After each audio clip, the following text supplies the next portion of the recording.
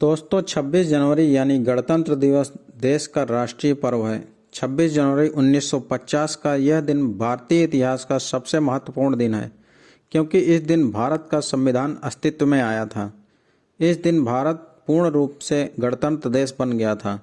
देश के लिए यह संविधान हर आयु वर्ग, समाज, जाति, धर्म, न्याय, कर्तव्य, कानून, सजा, अधिकारी सहित अन्य बातों को ध्यान में रखकर तैयार किया गया है। इसे तैयार करने में 2 साल 11 महीने और 18 दिन लगे थे।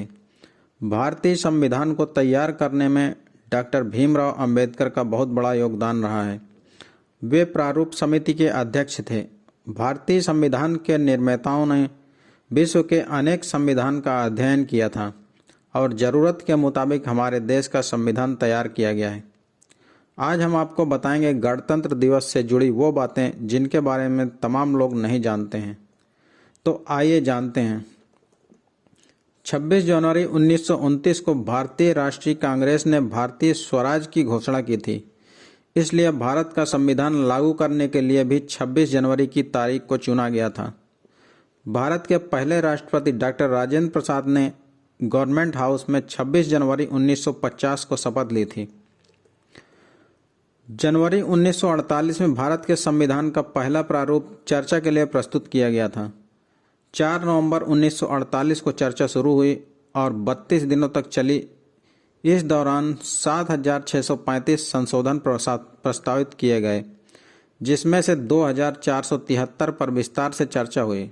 संविधान को अंतिम रूप देने में 2 साल 11 महीने और 18 दिनों का समय लग गया। संविधान को बनाने के लिए डॉक्टर भीमराव अंबेडकर की अध्यक्षता में एक मौजूदा समिति नियुक्त की गई थी। मौजूदा समिति का अंतिम सत्र 26 नवंबर 1949 को समाप्त हुआ और सभी की सहमति से संविधान को अपनाया गया। 26 जनवरी 1950 को इसे देश में लागू किया गया था।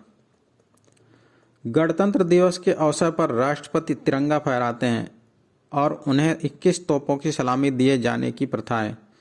21 तोपों की सलामी भारतीय सेना की 7 तोपों से दी जाती है, जिन्हें 25 पाउंडर्स कहा जाता है।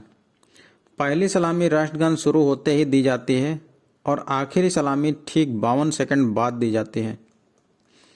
संविधान की मूल प्रति को हिंदी और इंग्लिश में प्रेम बिहारी नारायण रायजादा ने लिखा था। इसे लिखने में उन्हें पूरे 6 महीने का वक्त लगा था।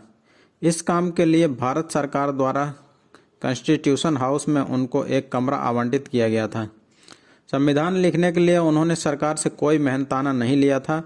बस एक मांग की थी कि वे संविधान के हर पेज पर अपना नाम लिखेंगे और आखिरी पेज पर अपने साथ अपने दादाजी का भी नाम लिखेंगे।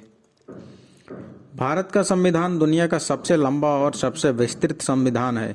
संविधान के हर पेज को प्रेम बिहारी नारायण रायजादा ने खूबसूरत लिखावट और इटैलिक में लिखा है। जब संविधान लागू हुआ तब इनमें कुल 395 लेख, 8 अनुसूचियां निहित थीं और यह संविधान 22 भागों में बटा हुआ था। संविधान की हाथ से लिखी मूल प्रतियां संसद भवन के पुस्तकालय में सुरक्षित रखी हुई हैं। 26 जनवरी की परेड के दौरान हर साल किसी न किसी देश के राष्ट्राध्यक्ष को अतिथि के तौर पर बुलाया जाता है। 26 जनवरी 1950 को आयोजित पहली परेड में अतिथि के रूप में इंडोनेशिया के राष्ट्रपति डॉक्टर सुकार्नो को आमंत्रित किया गया था। 1950 से 1954 तक गणतंत्र दिवस समारोह इरविन स्टेडियम, जिसे अब नेशनल स्टेडियम कहा जाता है, किंग्सवे, लाल किला और रामलीला मैदान तक आयोजित किया जाता था।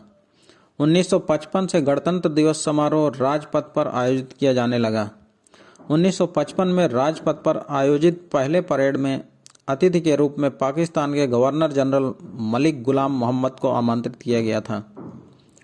गणतंत्र दिवस के मौके पर प्रधानमंत्री अमर ज्योति पर शहीदों को श्रद्धांजलि देते हैं, जिन्होंने देश की आज़ादी में बलिदान दिया था।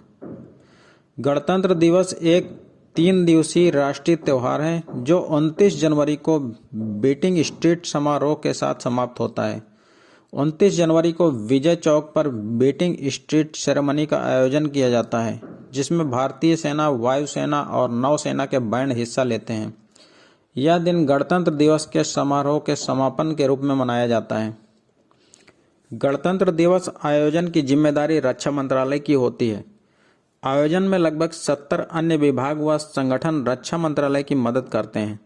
परेड के सुचारू रूप से संचालन के लिए सेना के हजारों जवान समेत अलग अलग विभागों की भी काफ़ी संख्या में लोग लगाए जाते हैं। दोस्तों, आपको यह वीडियो कैसी लगी कृपया हमें कमेंट करके बताएं तथा वीडियो को लाइक करें और चैनल को सब्सक्राइब करना ना भूलें। धन्यवाद। जय हिंद।